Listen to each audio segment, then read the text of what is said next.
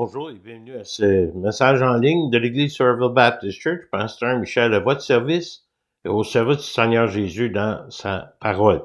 J'aimerais vous souhaiter le bienvenu et juste pour type d'information, lundi soir, le 27 février, ici à l'Église même, à 6h30, nous allons avoir une rencontre pour une étude biblique en anglais. C'est une étude qu'on va avoir en anglais. Par contre, je vous invite parce que le sujet est très intéressant. C'est la révélation de l'Apocalypse par un rabbi Amir Safarti. On a un livre à commander qui est en anglais, mais si jamais vous êtes intéressé d'en savoir plus, même si vous êtes francophone, n'hésitez pas à nous contacter. Commençons avec une citation avant d'aller dans la prière devant notre Seigneur. Être chrétien, c'est de pardonner l'inexcusable, parce que Dieu nous a pardonné l'inexcusable pour nous. Le sermon sur la montagne, 3e partie, prions le Seigneur. Seigneur Jésus, encore une fois, nous voulons te remercier pour ta parole, le temps que nous pouvons passer ensemble, même si c'est de côté virtuel. Je prie pour chacun qui est à l'écoute, Seigneur, s'il y a quelqu'un qui te connaît pas personnellement, que tu puisses te révéler à lui, et que la puissance de ton Saint-Esprit, Seigneur, que tu puisses nous guider, nous aider à comprendre ta parole, nous guider dans ta sagesse qui est ta parole. Nous prions d'avance, nous te remercions d'avance, au nom précieux de Jésus. Amen. Le sermon sur la montagne, chapitre 5 à 7 dans Matthieu, est une partie de la Bible où ce que Jésus enseigne concernant la loi. Il confirme qu'il est venu accomplir ce que nous ne pouvions pas accomplir, la loi et les prophètes. En même temps, il nous offre sa justice, sa miséricorde et la grâce, qui est la base le message de l'Évangile. Le contexte pour le message d'aujourd'hui, comme la semaine passée, Jésus adresse et corrige les enseignements et la mauvaise interprétation de la loi des dirigeants religieux, les scribes et les pharisiens, concernant l'application de la loi, souvent interprétée à leur avantage. Le problème, les gens étaient condamnés et jugés pour leurs actions externes, c'était punissable avec raison, mais la méchanceté du cœur était négligée. Avec raison, tuer quelqu'un était bien condamnable, mais si quelqu'un portait de la haine, la colère ou même la jalousie ou autre contre quelqu'un, il était aussi coupable de violer la même loi. Les intentions du cœur malveillant. Ceux qui ont jugé Jésus, comme on a vu la semaine passée, ont fini par le crucifier. Il était faussement accusé d'avoir violé la loi. Pourtant, Jésus était en train d'accomplir la loi parfaitement. Dans ce message, Jésus explique clairement que la méchanceté, le péché, la transgression de la loi vient du cœur de chacun et personne n'est exempt. Nous devons tous réaliser ce principe et examiner notre propre cœur. Donc, Jésus va parler des relations personnelles les uns avec les autres. Comment que les gens se traitent entre eux. Votre attitude envers les autres dévoile grandement la condition dans laquelle se trouve votre cœur. La semaine passée, comme Jésus a parlé d'un meurtre, mais il a aussi exposé la malveillance, même jugement, le même jugement pour les deux. Mais regardez les sujets que nous verrons dans Matthieu chapitre 5. La réconciliation, l'adultère du cœur, le divorce. La semaine prochaine, nous verrons les vœux, la vengeance et l'amour. En lisant les paroles de Jésus, regardons notre propre cœur. Et par nos actions, laisse Dieu dévoiler notre état spirituel devant lui. Juste un passant, la semaine prochaine, il y aura un message, le 5 mars. Le 12 et le 19 mars, il n'y aura pas de message. Je serai parti en vacances pour 2 semaines et vous allez être libérés d'un certain sens. Dans les versets qui suivent, Jésus va nous montrer des façons pratiques de comment avoir la bonne attitude, les bons motifs, la manière louable de comment traiter ceux qui nous entourent, surtout les croyants, ceux qui sont croyants avec nous en Jésus-Christ, mais aussi envers les non-croyants. Au lieu de porter de la haine dans le cœur, notre intérieur, de pratiquer plutôt la bienveillance, les bonnes actions vers l'extérieur. De nous appliquer et de faire des efforts nécessaires que nous devons faire pour vivre en harmonie avec les autres. Une partie cruciale de notre témoignage, c'est de refléter le Christ. Tout simplement, traiter les gens de la même façon que Jésus les traiterait et de la même manière que vous voulez que les gens vous traitent. N'est-ce pas la règle d'or? Donc, Jésus va parler à travers des relations personnelles, l'initiative vers la réconciliation. Dans notre relation avec Dieu, elle est directement affectée par nos relations avec nos frères et sœurs dans la foi. Notre relation avec Dieu doit se refléter dans notre relation avec les autres. Si donc, tu présentes ton offrande à l'autel et que là, tu te souviens que ton frère a quelque chose contre toi, laisse là ton offrande devant l'autel et va d'abord te réconcilier avec ton frère, puis reviens présenter ton offrande. En apportant une offrande, ça peut être aussi un service qu'on veut rendre à Dieu, faire quelque chose pour lui, et que tu te souviens tout d'un coup de ta relation avec un frère n'est pas en règle, que peut-être le frère a quelque chose contre toi. N'est-ce pas étrange comment nous oublions rarement les choses faites qui ont été faites pour nous blesser, des choses faites contre nous par les autres? Mais c'est si facile d'oublier que quelqu'un d'autre a peut-être quelque chose contre nous. Si l'Esprit nous présente l'occasion, l'option la plus facile, c'est juste de blâmer l'autre personne. Et comment vite nous oublions nos fautes envers les autres. Nous avons tendance de minimiser et même justifier nos mauvaises actions. Mais quelle option Jésus offre-t-il ici?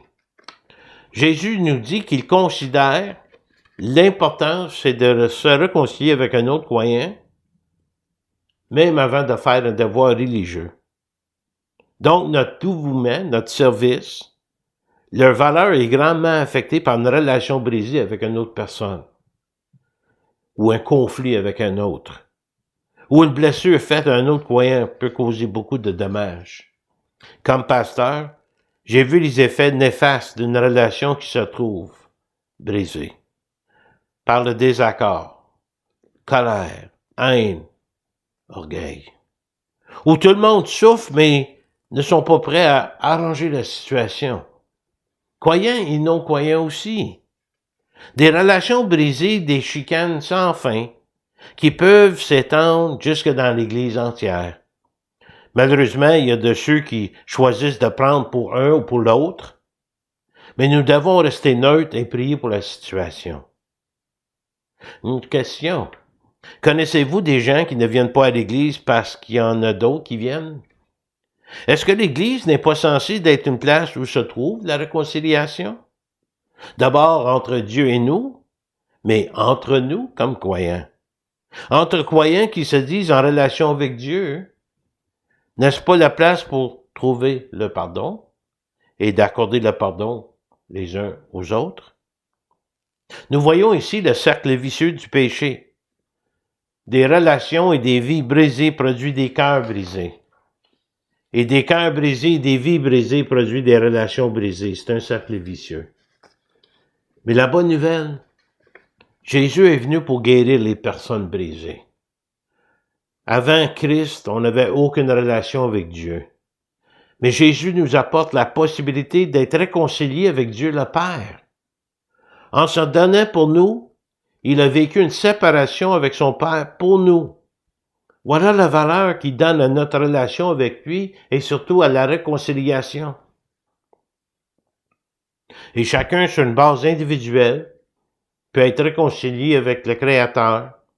C'est la plus belle expérience du croyant, c'est de découvrir Dieu, de connaître Dieu davantage et d'avoir une relation personnelle avec lui. Nous savons ce que Dieu peut faire quand nous prions pour la réconciliation, sachant ce que Christ a fait pour nous.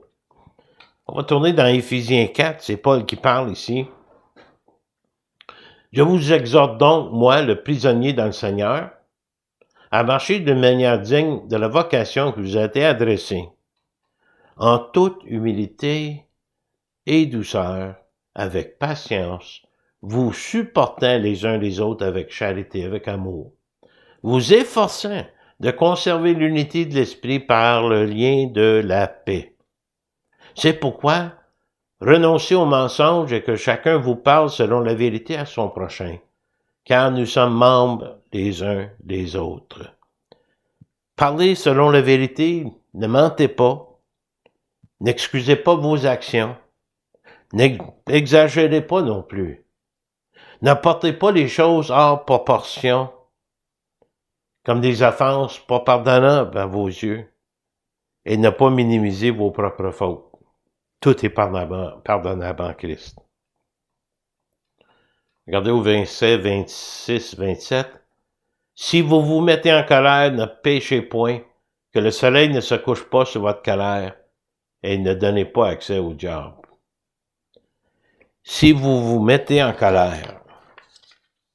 En anglais, ça dit que vous pouvez être fâché ou en colère. Mais est-ce qu'il y a deux types de colère? Y a-t-il un colère qui est bien et l'autre qui est mal? La colère qui apporte la haine, la méchanceté, les mauvaises intentions est mal. Mais la colère mentionnée ici, c'est le fait d'haïr l'injustice, l'immoralité, des causes injustes, basées sur l'amour de Dieu et les autres. Jésus nous a donné le plus bel exemple d'exercer la colère sainement, ne pas pécher ni donner accès au diable par contre. Jésus nous a démontré une sainte colère. Quand il a viré les tables en dehors du temple, parce que la maison de Dieu, qui était censée être un lieu de prière, était rendue une caverne de voleurs. Si nous connaissons Jésus sur une base personnelle, nous sommes appelés à faire un effort supplémentaire pour être en paix avec les autres, même nous sacrifier pour la cause. Voilà ce qui fait une offrande agréable que nous pouvons offrir à Dieu. Notre service au Seigneur ne pourra jamais justifier les mauvaises relations avec les autres. Au contraire, il faut faire ce que Paul a dit dans Romains 12, 18. S'il est possible, autant que cela dépend de vous, soyez en paix avec tous les hommes. Et rappelez-vous, l'une des béatitudes, les faiseurs de paix seront appelés fils de Dieu.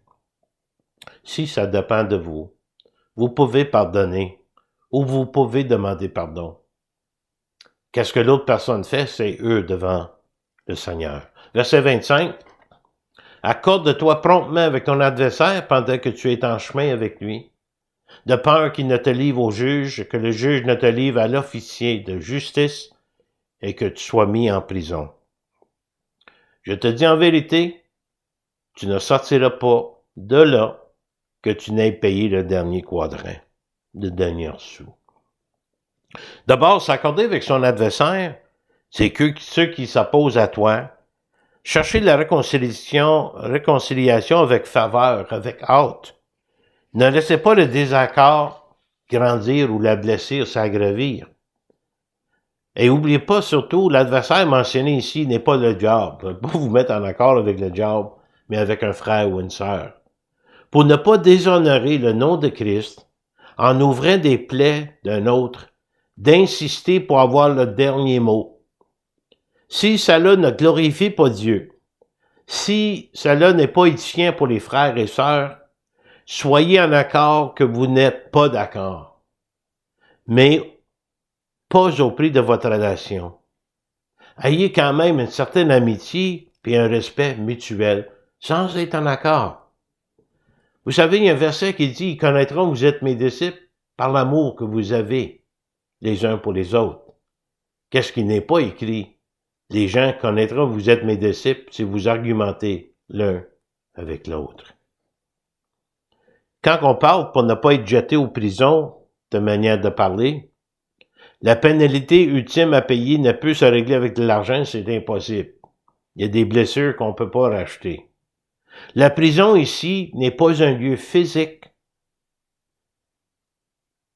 mais c'est le prix pour votre offense qui est présent tous les jours de votre vie. C'est comme une prison, où vous traînez chaînes et boulettes. L'illustration que je vous donne, le dommage causé par un conflit et une division non réglée. Après que j'ai fait une funéraille où la famille n'est plus intacte, après la mort d'une des personnes en conflit, celui ou celle qui reste est seul.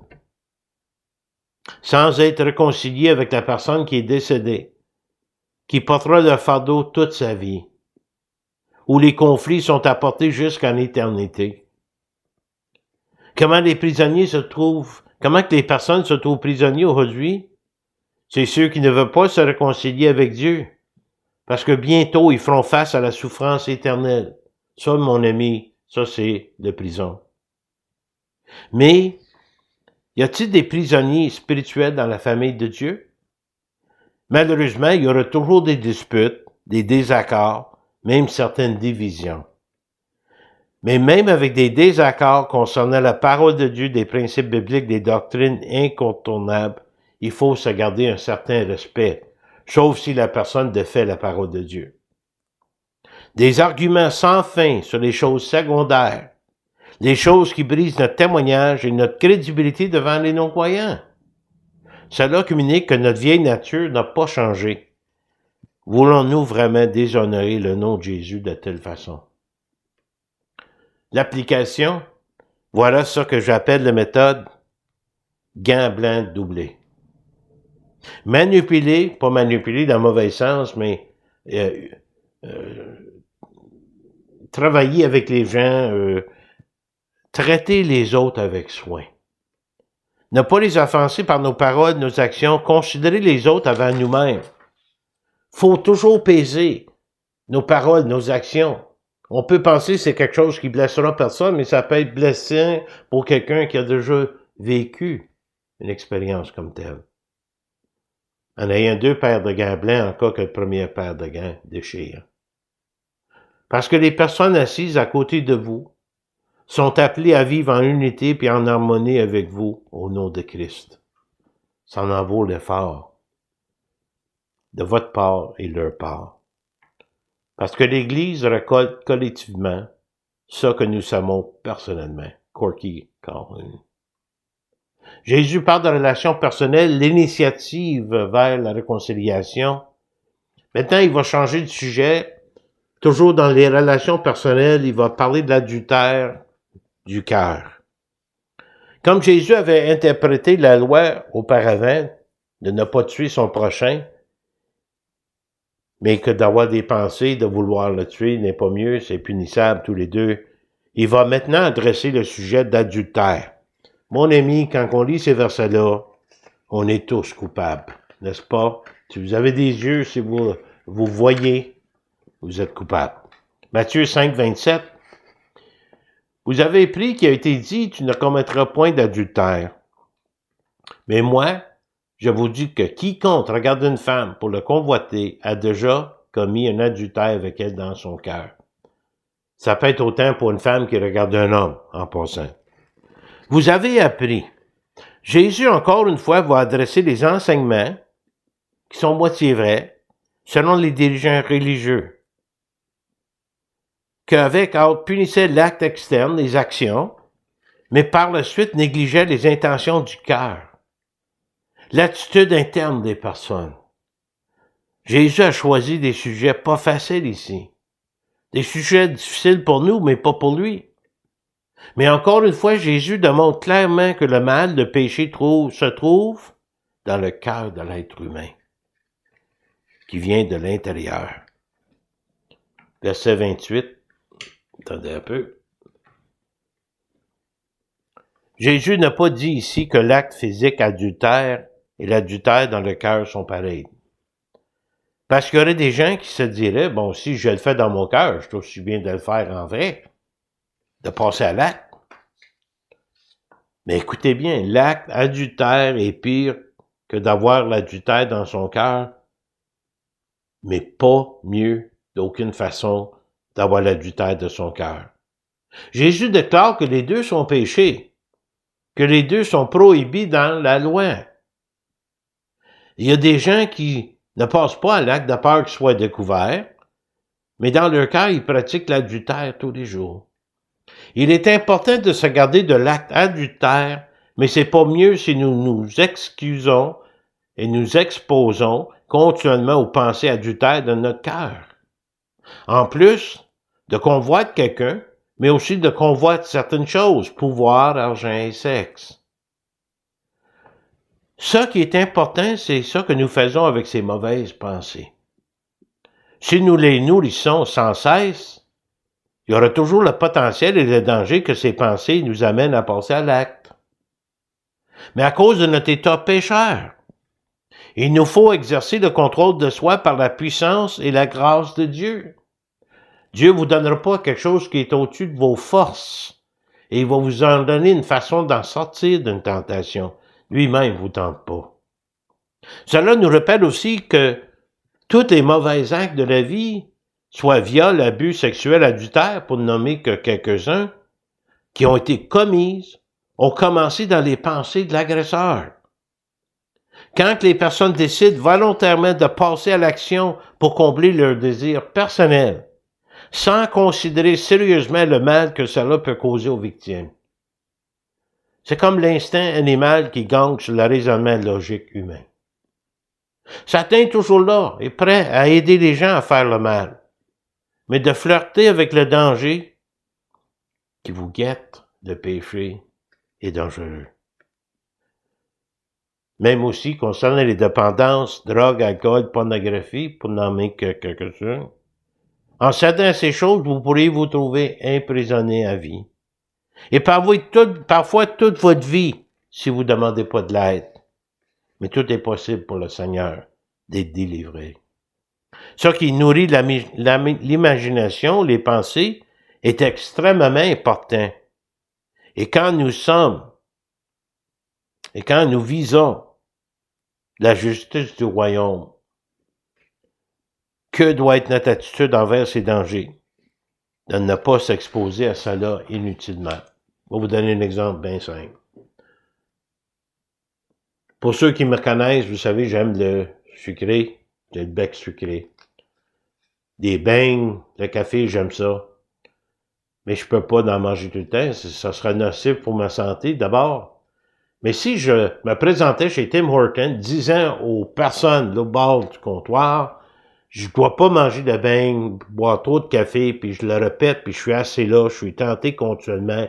Éventuellement, mon ami, le beigne va se trouver dans la bouche, suivi par un bon café. C'est pas méchant comme tel, mais c'est une habitude que je dois pas pratiquer. J'ai peut-être pas assez de contrôle de soi de résister si je suis assis en face, puis je regarde constamment ce qui me tente. Je vais finir par tomber, n'est-ce pas? Maintenant, Jésus va continuer, puis je vais vous donner un avertissement parce que les versets qui suivent n'encouragent aucunement la mutilation de votre corps. D'abord, la mutilation n'aidera pas.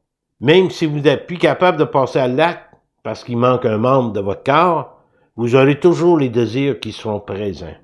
Matthieu 5, 29. Si ton œil droit est pour toi une occasion de chute, arrachez-le et jetez-le loin de toi, car il est avantageux pour toi qu'un seul de tes membres périsse et que ton corps entier ne soit pas jeté dans le géhenne. Et si ta main droite est pour toi une occasion de chute, coupe-la et jette-la loin de toi, car il est avantageux pour toi qu'un seul de tes membres périsse et que ton corps entier n'aille pas dans le géhenne. C'est une manière de parler. Jésus veut communiquer qu'il faut être prêt à sacrifier dans le but d'obéir et faire ce qui est bien dans le but de s'éloigner des choses qui sont néfastes pour nous. Tout ce qui peut nuire à notre croissance spirituelle. Si une partie de notre vie cède au péché, nous devons nous convaincre que cette partie de notre vie a à mourir pour ne pas infecter toute notre vie. Quand les désirs charnels viennent en collision avec des choses spirituelles, laissez le corps souffrir, mais pas votre âme. Donc, Jésus parle des relations personnelles, du temps et du cœur. Ensuite, il va parler, puis il va clarifier la loi sur le divorce. Attention, de prêcher un message complet sur le mariage et le divorce serait d'entreprendre un sujet qui prendrait des semaines à préparer et même des semaines à partager.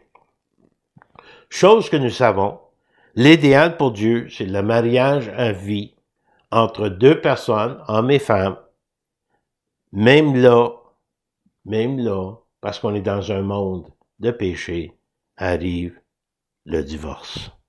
Et faisons face à cette réalité. Une chose que j'ai pu constater, possiblement une chose que j'ai faite à ma plus grande honte, c'est de traiter un croyant divorcé comme un croyant seconde classe. Vous savez que le divorce est traumatique pour ceux qui passent par là, et il ne faut pas que nous rajoutons à cette expérience traumatique, qu'on les aime, qu'on les entoure plutôt. Une autre attitude à éviter pour ceux qui sont mariés depuis longtemps, ceux qui veulent communiquer ou qui donnent l'impression qu'ils n'ont jamais argumenté, n'ont jamais chicané, jamais en désaccord avec leur époux. Peut-être un peu d'exagération possible, hein? Dieu, merci si votre mariage est encore intact, mais rappelons-nous de la grâce de Dieu et remercions-le pour sa bienveillance envers nous. Le contexte, je vous rappelle ici, dans ce sermon sur la montagne, Jésus veut adresser et corriger les enseignements et l'interprétation incomplète des dirigeants religieux de la loi au peuple, souvent pour leur propre bénéfice et pour avantager bien souvent plus les hommes. D'abord, rien de nouveau sur le soleil. Dans le temps, puis encore aujourd'hui, les femmes sont considérées comme des objets et non des personnes entières. L'histoire de la femme prise en adultère. Les hommes l'ont placée devant Jésus, ils étaient même prêts à la lapider. Où était l'homme? Mais le résultat, après qu'ils sont partis un à un, s'accusant eux-mêmes dans leur conscience, des paroles de Jésus. Où sont ceux qui condamnent? Il dit, ils sont pas là. Il dit, moi non plus, je vous condamne. Allez, ne pêche plus. Jésus veut corriger l'attitude en général concernant les raisons d'avoir le divorce aux yeux de Dieu pour que les femmes soient considérées aussi. C'est ça qu'on va voir dans Matthieu 5, 31. Il a été dit Jésus que celui qui répudie sa femme lui donne une lettre de divorce. Mais moi, je vous dis que celui qui répudie sa femme, sauf pour cause d'infidélité ou immoralité sexuelle, l'expose à devenir adultère et que celui qui épouse une femme répudiée commet un adultère. Voyez-vous comment que le péché d'un s'enchaîne envers les autres? D'abord, une lettre de divorce était vue comme une façon que les gens prenaient une permission pour avoir divorcé sa femme. À partir de Deutéronome 24.1, il y a eu de l'abus.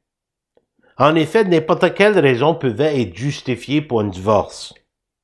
Cela était devenu un instrument de cruauté vers les femmes et les scribes voulaient juste faire le travail, écrire la lettre, ce qui était officiel, pour que cela soit légal à leurs yeux. Mais ils n'ont pas retenu les caprices des hommes. Ils ont rendu le divorce accessible et facile pour les hommes. La lettre de divorce, pour n'importe quelle raison que donnait l'homme, ou ce qui avait souvent plus de faveur chez les femmes. Des exemples, il n'y avait plus faveur aux yeux de sa femme, la beauté de sa femme ne lui plaisait plus, il est tombé amoureux d'une autre femme. N'importe quelle raison était acceptée sans riposte. Pour ça, à un moment donné, on est tombé dans la polygamie, même Salomon. Est-ce que Dieu approuve la polygamie? Non, jamais. Mais il tolère. C'est le péché de l'homme à son excès. Même en Grèce, le système social à l'époque était basé sur des relations hors du mariage, et ces relations étaient vues comme acceptables et naturelles, et devaient être acceptées sans reproche possible. Ça ressemble pas mal à nous aujourd'hui, n'est-ce pas? Notre société d'aujourd'hui. Jésus dit, vous pouvez... Il explique clairement que la lettre de divorce peut être accordée qu'en cas d'infidélité ou d'adultère. Pas pour n'importe quelle raison, pour que l'homme soit libéré de son engagement envers sa femme. L'immoralité sexuelle était des actes sexuels hors de l'union de ces deux personnes avec d'autres personnes. Le résultat d'un divorce illégitime, le péché d'un, divorcé sans raison légitime, pouvait affecter la vie de l'autre. La femme qui se trouvait à partir de là comme adultère, sans l'être vraiment. En plus, si elle mariait de nouveau, son nouveau mari était considéré comme adultère aussi. Question. Pensez-vous ici, à ce moment précis, que les dirigeants religieux ont compris ce que disait Jésus? Ou voulaient-ils garder les choses comme avant à leur avantage? Plus tard, ils vont poser une question particulière à Jésus, mais pour l'éprouver. Dans Matthieu 19, verset 3, les pharisiens abordèrent Jésus et dirent, pour l'éprouver, est-il permis à un homme de répudier sa femme pour un motif quelconque? Il vient de leur expliquer dans le sermon sur la montagne. Là, il pose une deuxième question. Ils vont mettre un peu la blâme, parce que c'est Moïse qui a fait la lettre de divorce, donc c'est un peu sa faute. Pourquoi donc, lui dirent-ils, Moïse a-t-il prescrit de donner à la femme, il dit à la femme ici, une lettre de divorce et de la répudier? Il leur répondit, il donne leur juste, c'est à cause de la dureté de votre cœur que Moïse vous a permis de répudier vos femmes au commencement. Il n'était pas ainsi. C'est pas l'idéal de Dieu. Quand la religion s'impose dans une société, et cela produit l'abus. Je ne peux donner que l'exemple des Canadiens français et l'Église qui insistait que les femmes soient soumises à leur mari, de garder la maison, d'avoir des enfants, et ça, chaque année. C'était la norme imposée, mais pas une norme saine devant Dieu. Même dans les cas où se trouvait l'abus de la part du mari, ça peut être l'abus verbal, physique et sexuel, cela était souvent ignoré par le clergé. Non seulement ignoré par le clergé, dans certains cas, le clergé faisait les mêmes abus aux femmes et même aux enfants. Où le peuple s'attendait de voir l'amour de Dieu, ils ont trouvé le péché de l'homme. Cela va sans dire, encore aujourd'hui se trouve l'abus envers les femmes à cause de certaines pratiques religieuses. La Bible dit que la femme est censée de se soumettre à l'homme, mais que le mari, lui, doit respecter et honorer sa femme comme son propre corps. Il y a un échange ici, il y a un engagement sur les deux côtés. L'homme est censé être digne du respect de sa femme, mais surtout l'homme, à son tour, doit se soumettre à Dieu. Mais pour les maris, pour ceux qui sont chatouillés par la femme doit être soumise, rassurez-vous que les hommes doivent être soumis aussi à Dieu. Mais pour les maris, le commandement biblique de Jésus, les maris sont appelés à aimer leur femme comme Christ a aimé l'Église et même donner sa vie pour elle. Ça devrait arrêter toute discussion sur le sujet. Aimer sa femme comme Christ a aimé l'Église, ça clôt le sujet. On a de l'ouvrage à faire, les messieurs. Donc, Jésus clarifie la loi sur le divorce. En conclusion, j'ai 5 suggestions pour vous. Aimez les gens que vous a donnés pour aimer. Prenons grand soin de toute personne qui nous entoure. De faire attention de ne pas offenser par nos paroles et nos actions. De considérer les intérêts des autres avant nos propres intérêts. Et de toujours être prêt à investir dans les relations avec les autres, même s'il faut sacrifier quelque chose. Soit dans la famille de Dieu, ou votre famille dans la chair, et quiconque Dieu vous envoie. Deuxièmement, évitez l'oisiveté. Évitez certains moments de faiblesse physique et mentale, où vous cédez plus facilement aux tentations. Passez du temps avec Dieu, dans la prière, dans la louange. Troisièmement, filtrez vos pensées. Exposez-vous continuellement dans les choses de Dieu. Lisez sa parole. Gardez vos pensées sur les choses éternelles.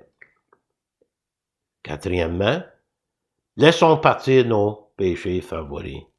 Le plus que nous restons, le plus que nous voudrions rester. C'est plus difficile de lâcher prise à ce moment-là, mais laissez Dieu vous aider. Cinquièmement, faites pas de négociation avec le péché ni avec le diable. Ne cédez pas du terrain et implorez la puissance de Dieu au nom de Christ. En résumé, ne faites rien que vous ne voudriez pas que Dieu voie et ne dites rien que vous ne voudriez pas que Dieu entend.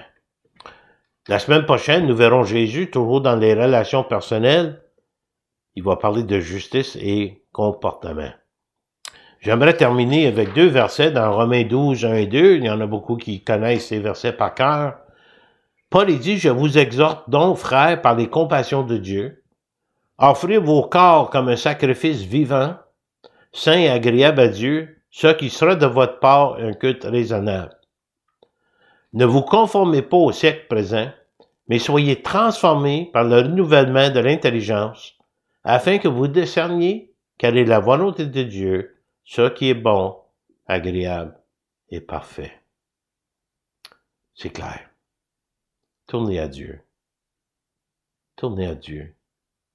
Si vous avez une relation qui est brisée dans ce temps-ci, peut-être votre mariage va pas bien, peut-être à l'église locale, peut-être qu'il y a un conflit avec des frères et sœurs ou un non-croyant, vous avez un mauvais témoignage.